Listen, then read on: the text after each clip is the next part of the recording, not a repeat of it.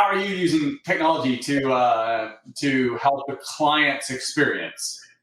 Right now, we're actually implementing the most technology we've ever had. We've tried several, but right now it's all about automation, right? You don't want to build a short-term rental business that's going to be another job for you. So I did that first, learned the business, and then essentially I applied, the technology skills that I was learning, and then I was able to implement this technology. And I had to try several actual platforms until we landed on the ones we use today, which allow us to give extent owner reporting to our partners, clients, myself.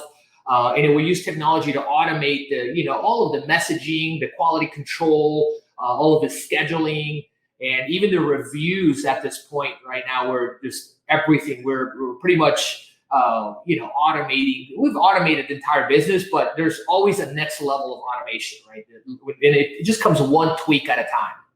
So so you said something interesting, like you were in the trenches, like doing it all, and then you built the systems on top of that. Do you feel like someone coming into this can just jump straight to the automation and do it as effectively, or was that like your hands on the pulse, like you're in the trenches? Do you feel like that's what gave you that cutting edge to go and like really fine tune what that automation should be to make sure the client's experience is better?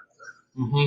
I would say depending on what your goal is, right? So if you're going to jump into this business and you want hands off from day one, then you can build a team from the get-go and utilize these automation techniques, right? And be able to really automate it fast, matter of 30 to 60 days. Let's just say, we went to about 10 properties in the first 60 days. There were 10 rental arbitrage that we did at the time, right? And we did not automate. I went onto the trenches because I didn't know that automation really existed, right? And I didn't know what to use. There's so much out there. You don't know what to use until you try it. So I would have said, if you want to be hands off, then either build a team or work with an investor or a short-term rental host that wants to be free, right? That wants to operate with you.